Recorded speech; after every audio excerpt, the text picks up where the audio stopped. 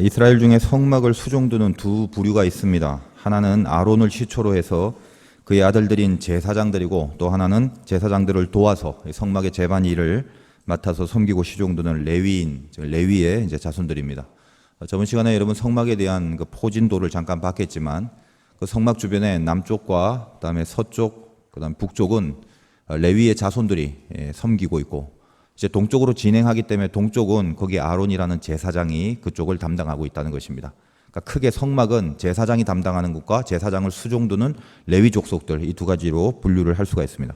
민수기 3장 4장에 걸쳐서 많은 부분을 레위에 대한 이야기를 하나님께서 언급하고 계시는데, 그만큼 그 이유가 이스라엘 백성에게 있어서는 이 성막이라는 게 가장 중요한 부분이고, 또 이 나라는 제사장 국가입니다. 예배를 중심으로 살아가는 백성들이기 때문에 이 성막과 성막을 담당하는 레위의 역할, 그리고 제사장의 역할은 굉장히 중요한 비중을 갖고 있는 것이죠.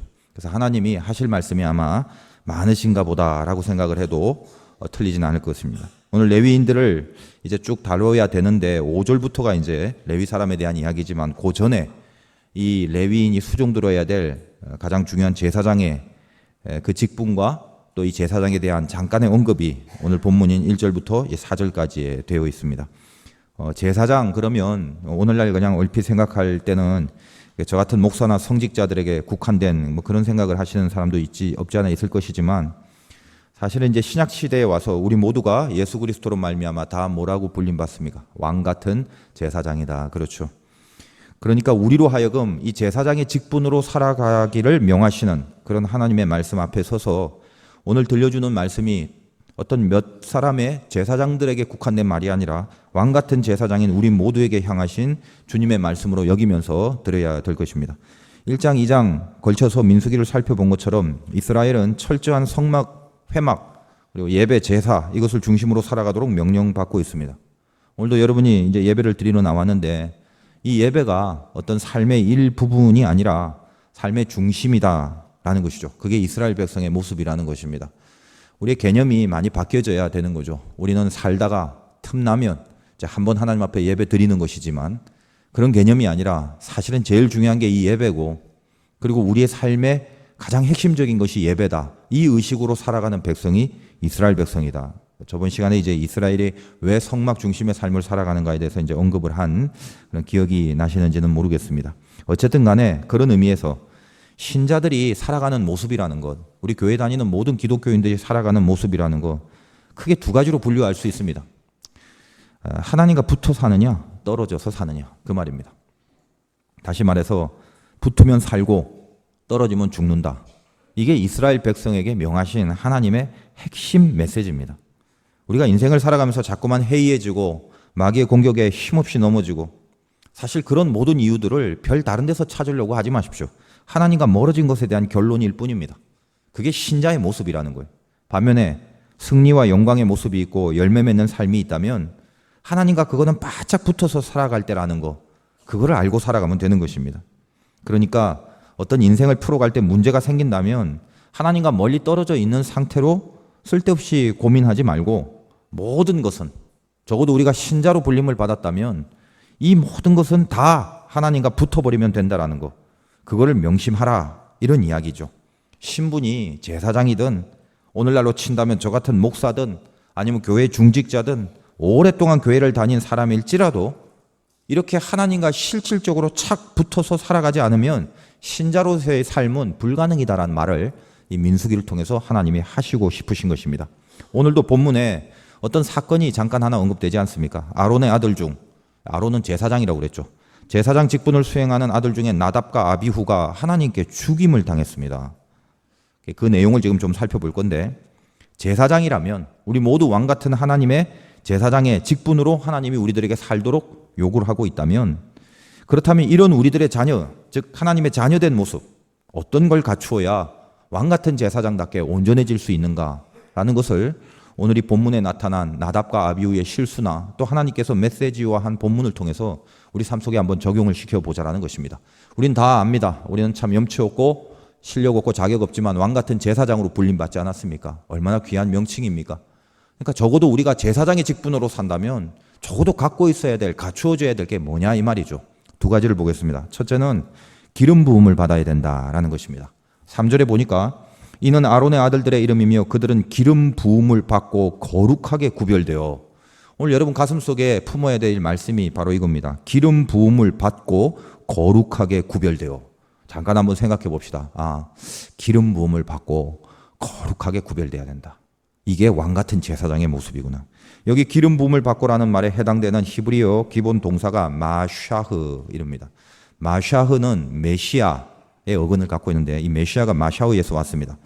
우리가 메시아라는 말은 많이 듣습니다만 원래의 뜻은 기름 부음 받은 자라는 말이고, 영어로는 the anointed라고 그러는데 이 제사장은 기름 부음을 받은 자라는 의미입니다. 근데 기름을 칠한다는 게 과연 무슨 의미일까요? 기름을 붓는다, 기름을 바른다.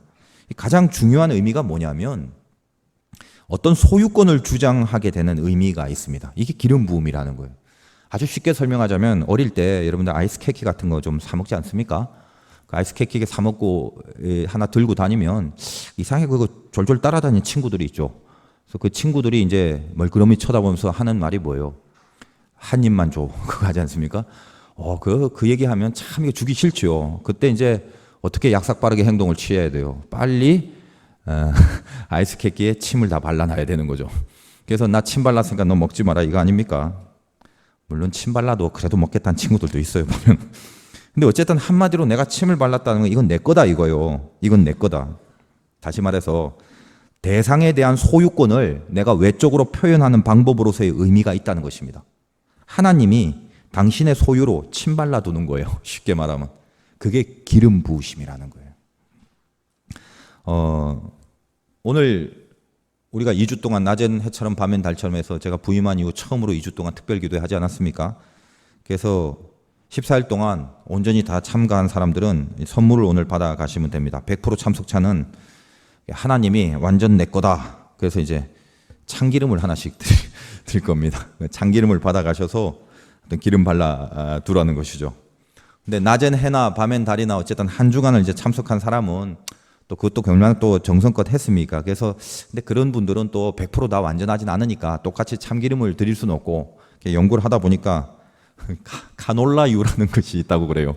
나 저 처음 들었는데 그걸 이제 준비했습니다. 카놀라유. 그래서 카놀라유가 뭔지 어쨌든 모르겠지만 자꾸 이렇게 생각해보니까 카놀라유, 카놀라유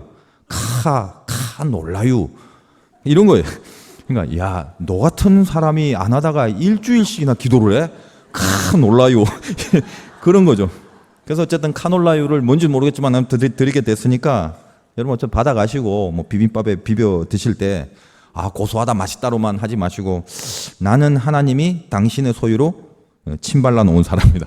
기름 발라놓은 사람이다. 이렇게 감사하면서 이렇게 드시길 바라요.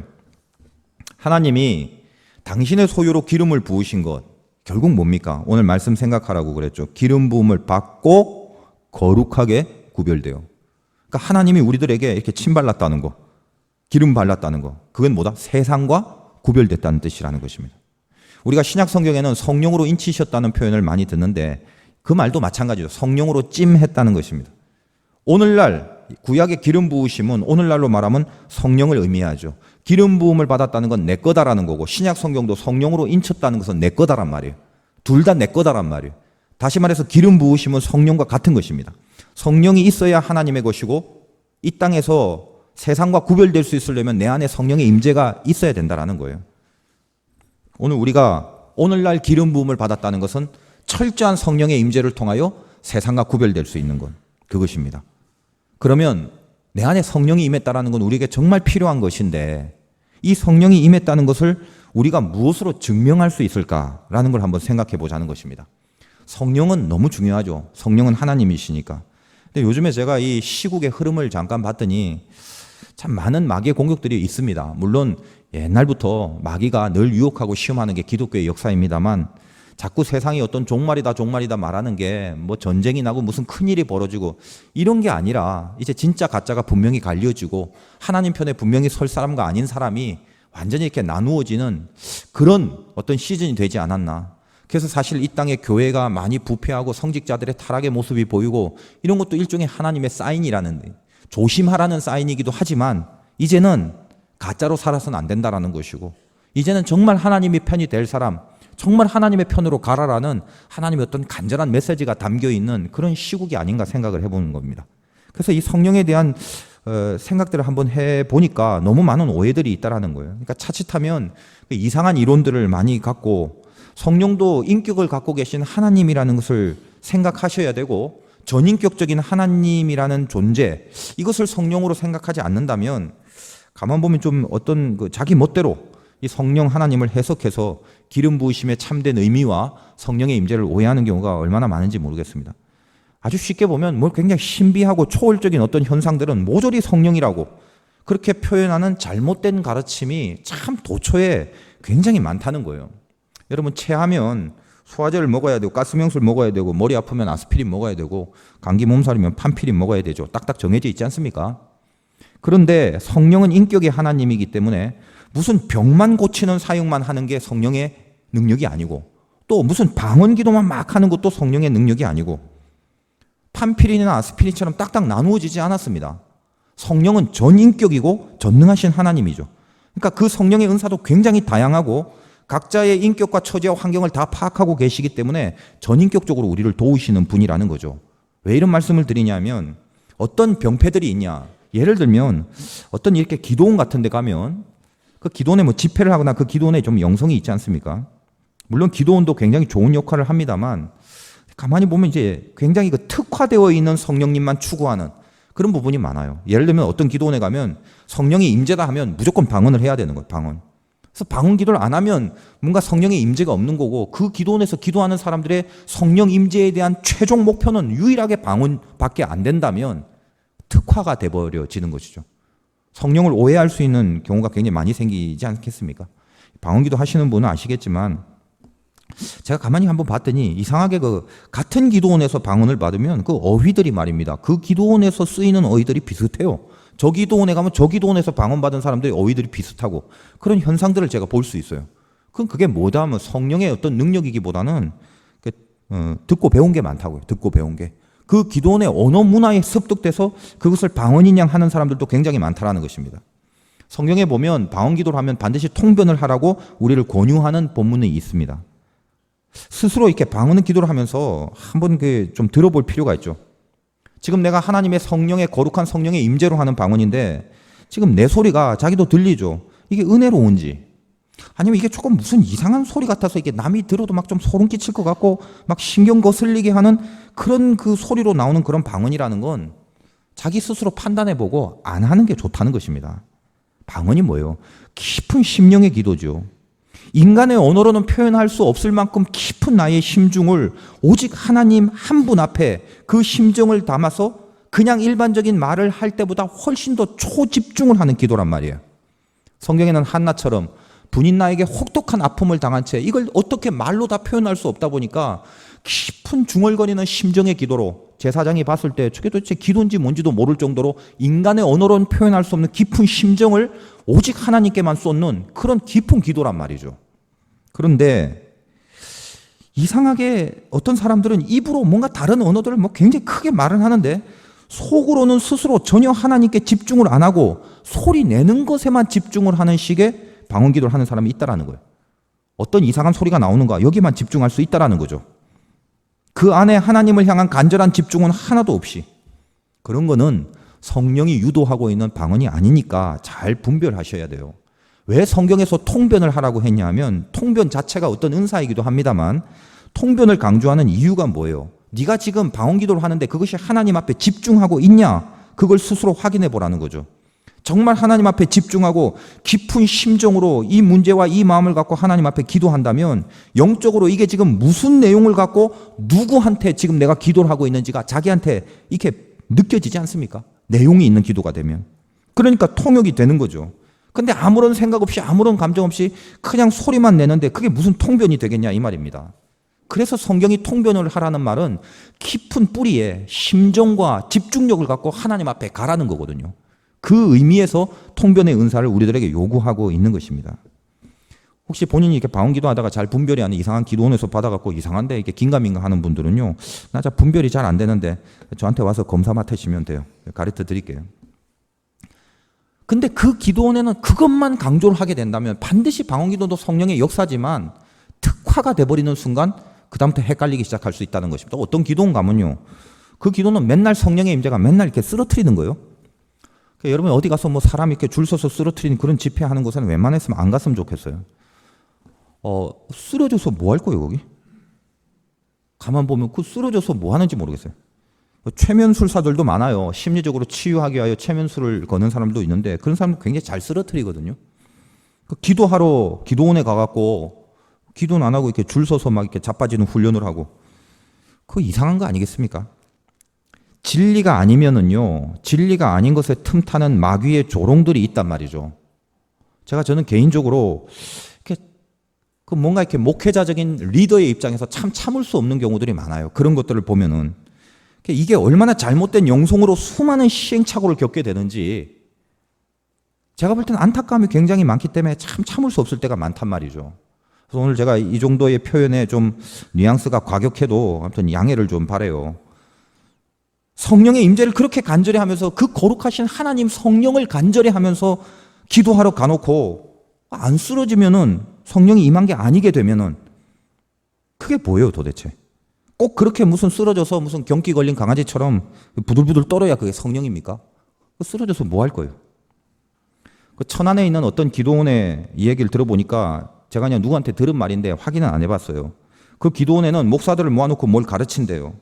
뭘 가르치냐? 그래서 가서 100만 원을 내면 어딜 이렇게 누르는 걸 가르쳐 주는데 그걸 누르면 이렇게 사람들이 쓰러진다고요. 100만 원 받고 그걸 가르쳐 준대요. 몰라, 저도 들은 말이에요. 그러니까 그걸 가르치는 사람이나 그걸 100만 원 주고 배우겠다는 목사들이나 그게 또 성령인 줄 알고 줄 서서 넘어지는 사람들이나 왜 그렇게 하나님을 초라하고 가난하게 만드는지 모르겠어요. 하나님의 그 풍성한 영광과 능력이 고작 그 쓰러지는 거 그런 거 아니면 증명이 안 될 정도로 그렇게 하나님이 초라하고 가난한 분이냐 이 말이에요. 시간이 없어서 제가 다 구석구석 예를 들지는 못하겠습니다만은 얼마나 많은 특화된 성령의 임재를 강조하는지 몰라요. 어느 때는 무슨 예언 종말이 오니까 몇 월 며칠 뭐가 되니까 빨리 뭘 해라 이런 쪽으로 몰고, 어떨 때는 또 무조건 병만 고치는 거, 무조건. 지금 이 땅에 성령이라는 이름으로 얼마나 많은 허수들이 득실되고 있는지 몰라요. 여러분 마귀가요 세상에서 놀지 않습니다. 교회에 들어오죠. 기도원에서 기도할 때 들어오죠. 그러니까 마귀의 틈탐이라는 것은 외려 교회라고 기도원이라고 안심할 게 절대 아니다라는 거죠. 마음대로 그 틈 속으로 들어와 진리가 아니고 밸런스가 깨진 틈을 그걸 짚고 들어와서 성도들을 유린하는데, 그래서 오늘 제가 여러분께 드린 이 설교를 오해를 하지 말고 잘 들으십시오. 성령은 제가 지금 이 얘기를 비판하는 게 아니라 성령은 방언 기도도 하게 하시고 너무 많은 은사와 능력과 도우심을 우리에게 주시기 때문에 수많은 치유의 기적도 나타나고 위로와 능력이 터져 나올 때가 많다는 거죠. 임재하면 큰 소리로 방언이 터져 나오기도 하고 자기 혀를 주체할 수 없을 정도로 불과 같은 탄성들이 외쳐지기도 합니다. 성령이 또 임하시면 필요에 따라서는 사람이 쓰러지는 정도가 아니라 아예 나뒹굴어지고 튕겨나갈 정도로 그렇게 강력한 충격을 받기도 하고, 이런 것들이 분명히 당연하고 사실인 게 맞아요. 저도 개인적으로 목회하면서 그런 역사들을 많이 경험하고 그렇게 해주시는 성령님을 체험하기도 하고, 인격적이라는 것은 뭐냐면 이 모든 것을 풍성하게 갖고 있는 하나님이 개개인의 특성과 상황들을 다 알고 개개인의 수준을 더 잘 알기 때문에 나보다 나를 더 잘 아시는 하나님이 내 수준에 맞춰서 나를 항상 인도하시는 거거든요. 그러니까 저도 이렇게 목회하면서 기도를 할 때 이게 어떤 그 신학적인 객관적인 이론은 아니라서 절대 어디 다른 데서 공적인 발표를 하지는 못합니다만, 저도 개인이고 나 개인을 아시는 성령님께서 나에게 역사하셔서 저도 이렇게 기도 중에 어떤 응답, 또 성령의 임재하심, 이런 것들을 체험할 때 제 나름대로의 하나의 그 노하우들이 있거든요. 정말 집중해서 채널이 딱 맞으면 이 왼쪽 머리 위에 뜨거움이 감지가 돼요. 그러면 이 뜨거움이 있을 때는 분명히 그 기도에 대해서 거의 100% 정확한 응답을 받을 때가 경험상 있더라는 것입니다. 그래서 예전에 제가 처음 그 경험을 할 때는 도대체 이게 뭔가고 여러 번 만져봤어요. 이게 뭐지? 뭐가 있나? 그런 식으로. 그러니까 이것은 객관적으로 누구에게나 다 통용되는 게 아니라는 거죠. 성령께서는 워낙 풍성하고 넓으셔서 그 마음의 중심을 보시고 극히 주관적인 임재도 물론 가능하신 분이라는 거예요. 근데 오늘 제가 말씀드리고 싶은 건 뭐냐면 이 넓고 광활한 전인격적인 하나님을 어떤 특화된 모에 갇혀서 공식처럼 요건 요렇게 해야 되고 저건 저렇게 해야 되고 이건 이렇게 해야 되고 이런 식으로 하나님의 그 풍성함을 자꾸만 축소시켜서 한쪽으로 특화시켜버리면 그때부터 하나님의 존재가 아니라 그때부터는 균형이 깨지고 밸런스가 깨지면서 이상한 것들이 들어오기 시작한다는 것입니다. 명심할 것은 기름 부으심에 대한 지금 설명하고 있죠. 오늘날 이것이 성령의 임재라고. 그래서 지금 성령님에 대한 소개를 하는 것입니다. 성령님은 하나님이시고 예수 그리스도가 성령님에 대해서 얘기한 그 부분이 가장 정확하죠. 주님이 보혜사 성령님에 대하여 요한복음 14장 26절에 이렇게 정의를 내립니다. 보혜사 곧 아버지께서 내 이름으로 보내실 성령, 그가 너희에게 모든 것을 가르치고 내가 너희에게 말한 모든 것을 생각나게 하리라. 보혜사란 말은 파라크레이토스, 내 옆에 바짝 붙어서 나를 도우시는 존재예요. 그럼 주님이 성령을 어떻게 얘기했냐면 먼저 근본적으로 바짝 내 옆에 붙어서 날 도우시는데 뭘 도우시냐? 뭘 가르치신대요. 그럼 뭘 가르치시냐? 주님이 말한 모든 것을 생각나게 하신다라는 것입니다. 주님이 우리에게 뭘 말씀하셨어요? 수많은 말씀을 하셨지만 딱 압축하면 이거 아닙니까? 너희는 하나님의 자녀다. 세상의 자녀가 아니다. 그거잖아요.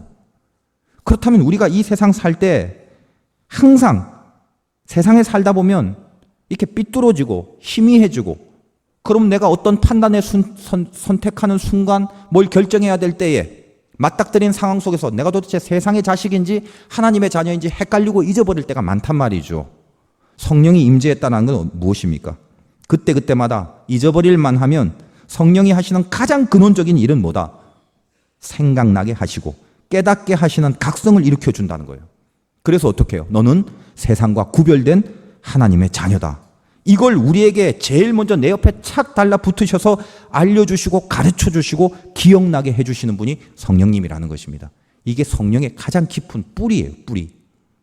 거기서부터 능력이 나오고 거기서부터 치유가 나오고 방언이 거기서부터 나오고 거기서부터 신유가 나오고 가장 기본적인 뿌리에서부터 시작된다는 것입니다. 뭐라고요? 우리가 세상의 자녀가 하나님의 자녀다. 우리는 세상과 구별돼야 된다. 이걸 얘기하시고 있다는 거예요. 따라서 말씀드렸다시피 성령은 기름 부으심이라고 했고 오늘 민수기의 제사장을 삼을 때 기름을 붓고 그 기름을 부은 이유가 3절 아까 읽어봤던 말씀 중에 거룩하게 구별되어라는 뜻과 연결이 되는 거죠. 하나님이 우리에게 이렇게 딱 침발라 놓고 넌 내 거야. 그래서 그런 존재로 살아가려면 내가 이 세상과 구별되는 삶을 살아내므로써 나는 하나님 거다라는 것을 스스로 입증해야 된다는 것입니다. 내가 기름 부음을 받았다. 성령이 나에게 임했다.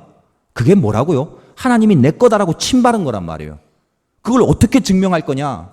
능력, 탁월한 권세, 치유, 이것도 다 성령의 은사고 성령의 열매들이지만 제일 중요한 오늘 말씀 가운데 기름 부음을 받았으면 거룩하게 구별되라. 나는 하나님의 자녀지 세상의 자녀가 아닌 것으로 살아가므로 내가 성령의 인치심, 성령의 기름 부으심, 제사장의 직분을 감당할 수 있는 사람으로서의 자기 증명은 결국 세상과 구별되고자 하는 나의 거룩한 의욕에 있다라는 거예요. 우리는 다 왕같은 제사장입니다. 오늘 예배 가운데 여러분이 분명히 알고 돌아가실 게 그거예요. 성령이 임하셨다는 거 중요하고 그래야 되는 게 마땅함을 알지만 무엇으로 알아야 하는 걸 분명히 알고 돌아가시라는 거예요. 임하셔야죠. 기름 부음 없이 어떻게 제사장의 삶을 살겠습니까? 간절한 기도가 필요하겠죠. 성령에 목말라하는 기도. 그래서 예수님께서도 우리에게 구하는 자에게 성령을 주시지 않겠느냐. 반드시 성령의 임재가 있어야 되는 건 이미 우리가 구구절절 들어서 알고 계시지 않습니까? 그러면 다시 한번 점검해 보라는 거예요.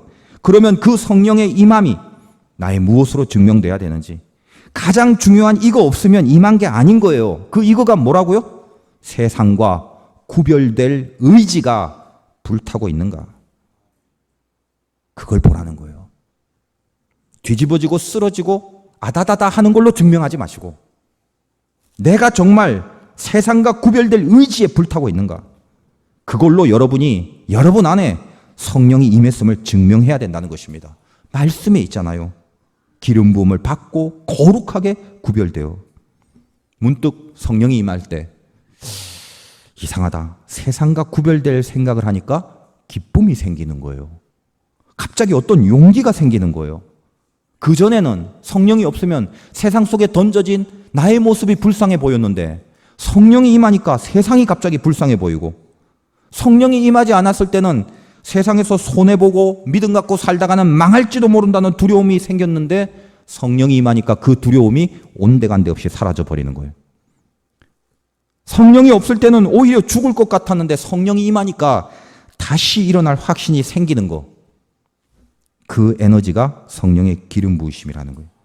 이 성령의 기름 부으심이 없어서는 절대로 우리는 왕 같은 제사장의 삶을 살아갈 수 없습니다. 오늘 이 예배 가운데 여러분 점검하십시오. 나는 주님이 말도 안 되는 이 모습을 갖고 왕 같은 제사장으로 불렀는데 제사장같이 살아야 되는데 어찌 해야 됩니까? 성령의 기름 부으심이 있어야 됩니다. 그럼 내 마음에 성령의 기름 부으심을 무엇으로 확인해야 됩니까? 너는 세상에서 하나님의 자녀이니 세상과 구별될 용기가 있느냐? 내가 너를 세상으로부터 구별되게끔 인도하고 붙잡아 준다. 두려워하지 마라. 힘내고 걱정하지 마라. 용기를 내라. 너는 세상의 자녀가 아니라 하나님, 나의 자녀다. 이것이 우리의 마음에 뜨거움이 되고 구별될 의욕과 용기를 가지시는 곳으로 성령의 임재를 여러분 요청하시기 바라요. 또 한 가지 왕 같은 제사장의 조건 중에는 불이 있어야 된다는 것입니다. 본문에 아론의 아들인 나답과 아비후가 여호와 앞에 다른 불을 들이다가 4절 시내 광야에서 여호와 앞에 다른 불을 들이다가 여호와 앞에서 죽습니다. 그래서 이제 그들의 자식이 없으니까 다른 형제인 엘르아살과 이다말에게 제사장 직분을 이행하게 되죠. 근데 그들이 왜 죽었나? 다른 불을 들이다가 그렇게만 딱 이야기합니다. 뭔지는 몰라요. 민수기에는 어쨌든 간에 죽었는데 다른 불이래요. 근데 이 이야기는 이미 레위기에 하나님이 제사장에게 어떻게 제사를 지내라라는 구절들이 있습니다. 레위기에 보면 하나님은 어떤 불을 원하시냐면 번제단, 성막의 동편으로 들어가면 처음 만나는 게 번제단이고 그 다음에 물두멍이 나오고 성소가 나오고 성소 안에 분향단이 있거든요. 이 번제단에서 짐승을 불태운 그 불, 번제단에서 내린 그 불로 성소 안에 분향단에 점화할 것을 명령했습니다. 그런데 오늘 이 말씀을 보니까 나답과 아비후는 다른 불이라고 했으니 번제단에 불을 안 쓴 것만은 분명합니다. 이 구조를 놓고 많은 그 신학자들의 이론들이 많아요. 어떤 사람들은 뭐 이들이 술을 먹고 헷갈렸다 하기도 하고 안식일에 무슨 불을 피운 게 아니냐 혹은 무슨 이 불 피우는 향의 배합이 잘못된 게 아니냐 뭐 기타 등등 수많은 이론들이 있어요. 다 추정하는 것들이죠. 아무튼 그게 뭐든지 간에 나답과 아비후가 드린 불은 하나님이 원하시는 불이 아닌 건 틀림없습니다. 제가 그걸 볼 때도 왜 그런지는 몰라요. 뭐 이론들만 그렇죠. 뭐 술 먹었든지 태만해서 그랬든지 뭐 하나님을 무시하고 그랬든지 중요한 건 어쨌든 다른 불이라는 거예요. 하나님 원치 않은 분. 번제단에서 받은 불이 아니다는 것입니다. 번제단은 무엇입니까?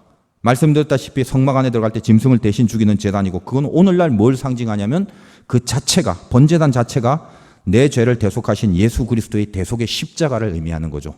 이 성막은 동쪽으로만 문이 열려 있고 반드시 동쪽으로만 들어가게 돼 있어요.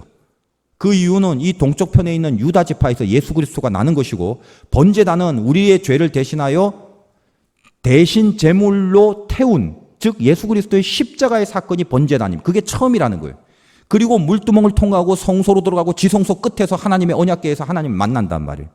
우리가 하나님을 만날 수 있는 그 첫 출발점이 번제단을 통과하지 않으면 들어갈 수 없다는 말은 예수 그리스도의 십자가가 없이 하나님 만날 수 없다는 거거든요. 그러니까 너가 번제단에서 내린 불을 갖고 들어가서 그 분향단에 불을 피우라는 말은 번제단, 십자가의 불, 십자가를 통과하지 않는 만남, 십자가를 통과하지 않는 기도, 십자가를 통과하지 않는 예배, 십자가를 통과하지 않는 신앙 의미 없다는 거예요. 하나님 앞에. 그 메시지거든요. 이 이스라엘 백성의 행렬이 어떻습니까? 동쪽으로 열려 있고 항상 동쪽으로 진군을 하고 있죠. 애굽에서부터 가나안까지가 동쪽으로 진군 아닙니까? 모든 게 예수 그리스도를 상징하는 거죠. 하나님이 예수 그리스도를 통한 불 외에는 어떤 것으로서 제사를 받지 않겠다는 철저한 복음의 정신이 이미 여기에서부터 서려 있는 것입니다.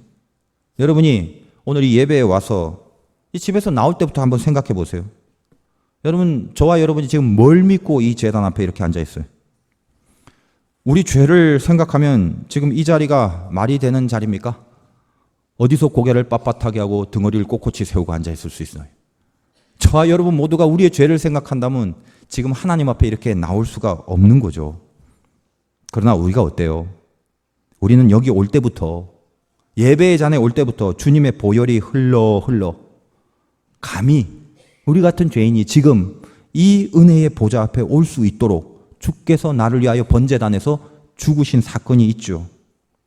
그러므로 이 제단에서 하나님을 만났다면 여기서 나갈 때는 우리를 위해 죽으신 그 주님의 보혈로 내 죄가 씻겨지고 용서받고 하나님을 만나게 돼서 거룩한 분발과 결단을 한 다음에 그 보혈의 피가 마음속에 흐르고 흘러 나가야 되는 거죠. 저는 목사로서 설교를 하는 사명이 있습니다만 늘 염두에 두려고 하는 건 있어요. 잘 안 되고 노력은 합니다만 늘 염두에 두려고 하는 건데 그것에 관한 좋은 일화가 이 시중에 소개되고 있는 게 있어서 제가 잠깐 적어왔어요. 미국의 어떤 목사님들이 모여서 유명한 목사님들의 설교를 직접 한번 들어보려는 시도를 했습니다. 그 중에 세계적인 설교가인 조셉 파커 목사님과 여러분 늘 귀에 익숙한 찰스 스펄전 목사님의 그 설교를 듣기로 했는데 어느 주일 아침에 이 조셉 파커 목사님이 심무하는 시티 템플이란 교회를 방문했다고 그래요. 약 2,000명 정도가 모여서 과연 소문대로 이 파커 목사님의 설교는 감동적이고 아주 명설교였다고 그럽니다. 그래서 예배당을 떠나면서 이 미국에 있는 목사님들이 이구동성으로 하는 말이 What a wonderful preacher is Joseph Parker. 야, 조셉 파커 원더풀 최고야. 이 얘기를 하고 다 나갔다는 거예요. 그날 밤에 찰스 스펄전이 메트로폴리탄 터버너클이라는 교회에서 설교를 한 다음 그 설교를 듣기 위해서 또 거기에 갔대요. 근데 그 교회 건물은 아까 말했던 시티 템플보다 훨씬 더 컸고 교인 수도 2배 정도 많았다는 거예요. 그래서 소문에 듣던 대로 이 스펄전 목사님의 목소리와 웅변술은 아무튼 그들이 지금까지 들었던 것 중에 단연 최고였고 그래서 이제 미국에 있는 목사님들이 그걸 듣고 곧 교회 건물, 교인 숫자, 그 목사님의 목소리와 제스처와 웅변술 이런 건 다 잊어버렸대요. 뿐만 아니라 스펄전 목사님과 파커 목사님을 비교하려는 생각조차도 다 잊어버리게 됐다는 거예요. 예배가 끝났을 때 그들이 스펄전 목사님의 설교를 듣고 이구동성으로 했던 말은 What a wonderful Savior is Jesus Christ. 예수 그리스도 최고다. 아시겠습니까? 이게 참 제 마음에 늘 염두에 두는 건데 참 잘 되지 않죠. 다른 불이 아니라 예수 그리스도의 그분의 불이 진짜 불이라는 거예요. 제단에서 선포될 다른 불이 아니라 예수 그리스도의 불. 그분이 하시는 말씀이 불이고 그분이 주시는 사랑이 불이고 이 세상에는 뜨겁게 하는 다른 불들은 굉장히 많습니다. 하지만 하나님이 인정 안 하시는 불들이 있죠. 저부터 시작해서 다른 불을 갖고 왔다가는 큰일 나겠죠. 여러분도 마찬가지 아닙니까? 다 왕같은 제사장인데 하나님이 원하시는 불을 품어야 되지 않습니까? 그저 뜨겁다고 교회 당 건물 안에 있다고 거기서 다 하나님이 원하시는 불이 내리는 건 아니라는 걸 알라는 거죠. 오직 번제단을 통해서 받은 불만이 하나님이 원하시는 불이다. 왕같은 제사장들이라면 제사장으로 가장 중요한 이 불, 주님의 불, 예수 그리스도의 불을 이걸 받아야 된다는 거예요. 제가 화학적으로 불이 뭔가를 봤더니 불은 3가지 요소가 필요하다고 그래요. 산소가 있어야 되고 가연물, 그러니까 불을 태우는 물체, 그리고 열, 이 3가지가 있어야 된다면 이걸 그 연소의 3요소라고 하는데 쉽게 말해서 산소가 반드시 있어야 되죠. 불이 나려면. 산소 없으면 불 꺼져나. 산소가 있고 불에 탈 만한 물건이 있고 그 물건에 발화점 이상의 온도를 줄 수 있는 가열할 수 있는 열이 있을 때 그때 불이 붙는다라는 거예요. 그러면 그 가연물 주변의 기체가 에너지를 얻어서 이제 이온화되는 현상이 나타나는데 그걸 전문적으로 그 이온화된 현상을 플라즈마라고 해요. 이 플라즈마 덩어리가 다시 원소로 돌아가기 위해서 에너지를 그 뜨거운 열과 눈에 보이는 색깔, 가시광선이라고 하는데 이걸로 내뿜는 걸 우리는 보고 그걸 불이라고 합니다. 산소, 가연물, 열. 이 3가지가 있어야 플라즈마가 나오는 거예요. 우리의 영적 플라즈마가 어디서 나오냐? 산소가 무엇입니까? 우리 자체가 가연물이라면 내 안에서 영적 플라즈마가 나오려면 산소는 주님의 말씀이고 그리고 열은 기도가 아니겠습니까? 하나님이 원하시는 불은 어디서 다른 데서 갖고 오는 불이 아니라 주님의 말씀이 부어지고 그걸 붙들고 기도에 열을 가할 때 영적 플라즈마가 그때 생긴다는 거예요. 그게 우리에게 불이라는 거예요. 딴 불 갖고 오지 마라. 불은 거기서 난다라는 거예요. 십자가 사건 이후 예수님이 돌아가셨다는 얘기를 듣고 절망하는 2 제자가 있었으니 엠마오로 내려가는 2 제자입니다. 이 친구들이 얼마나 유명한지 가스펠송에도 나와갖고 항상 엠마오 마을로 가는 2 제자는 누군지도 모르고 다 알고 있어요. 어쨌든 이 주인공이 절망하면서 내려가다가 중간에 부활하신 예수님을 만나고 그들에게 주님이 성경을 풀어주십니다. 다시 말해서 성경 공부를 하게 하시는데 성경 공부 다 끝나고 그때 그들의 고백이 뭐냐 하면 누가복음 24장 32절에 제가 우리 교회에서 가르치는 카이로스 성경구조 앞부분에 이 인용 문구가 있는데 이렇게 고백합니다. 그들이 서로 말하되 길에서 우리에게 말씀하시고 우리에게 성경을 풀어주실 때에 우리 속에서 마음이 뜨겁지 아니하더냐. 곧 그때로 일어나 예루살렘에 돌아가 보니 하나님의 말씀의 산소에 거기에 열이 들어가니까 마음에 플라즈마, 영적 뜨거움이 생기는 거예요. 그 불이 생기니까 예전에는 엠마오로 도망가려고 했고 예루살렘에 가야 되는데 도망하고 피하는 곳이 아니라 곧 그 시로 발걸음을 돌려 하나님이 원하시고 바라시는 예루살렘으로 가더라는 거예요. 그 용기와 힘이 이 불 속에서 생기더라는 것입니다. 어디로 가야 하는지, 무엇을 해야 되는지, 그게 말씀에 불이 붙어버리면 선명하고 분명해진다는 것입니다. 여러분 가슴에 불이 있으면 두려움을 태워버릴 수 있어요. 왜 두려워요? 불이 없기 때문에. 세상이 두려운 이유는 가슴에 태워버릴 불이 없기 때문에 그래요.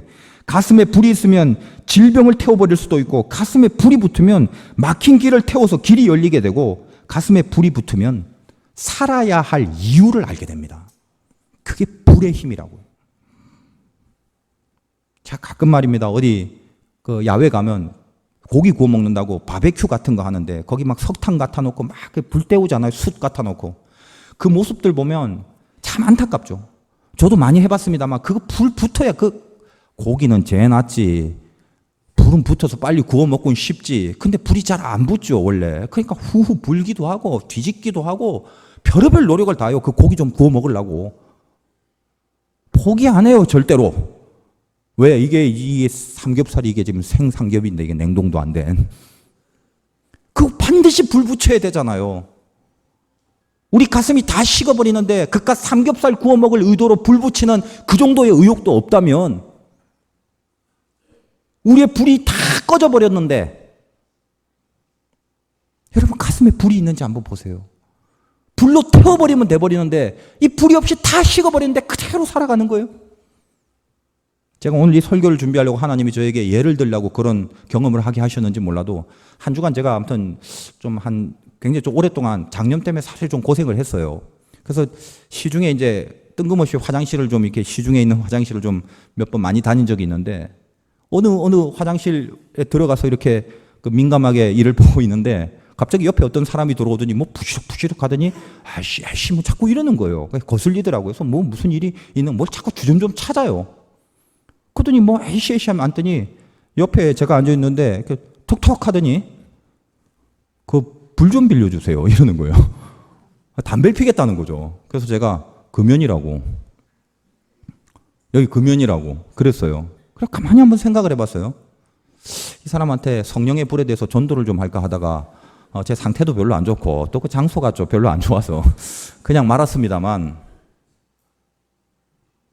그깟 담배 한 까치 피려고 똥마련 강아지처럼 노심초사 불불불 거리는 이런 사람도 불을 찾고 있는데 하나님의 성령의 불이 내게 임하면 그 불이 내 인생과 내 앞길과 내 모든 노종과 내 죄악을 불태울 수 있는 거룩한 영역인데 우리는 그 담배 한 까치를 피우기 위하여 불을 찾는 그 사람보다 못한 그런 영성은 혹시 아니겠냐 이 말이에요. 제사장은 불이 없으면 끝납니다. 왕같은 제사장으로 불린 여러분 가슴 속에 하나님의 말씀의 산소로 여러분의 악착 같은 기도로 속에서 자그만 불씨라도 살아있다면 세상은 여러분들을 절대로 막을 수 없습니다. 그게 성령의 불의 힘이라고. 오늘도 이 예배 가운데 우리를 위해 대신 죽으신 주님이 산수와 같은 말씀을 공급했다면 오늘 이 예배 가운데 우리의 기도로 여기 불을 붙이고 내가 이 모양 같지만 나를 위하여 대신 죽으신 주님이 나를 왕같은 제사장으로 삼아 영적인 아론의 가문 위에 놓았는데 여러분의 마음에 불이 붙어 내 한계를 성큼 뛰어넘어 엠마오로만 도망가려는 인생이 아니라 어디로 가야 되는지를 분명히 알고 다시 예루살렘으로 돌아가는 그런 하나님의 능력이 여러분의 삶 속에 반드시 나타나시기를 주님의 이름으로 축원드립니다.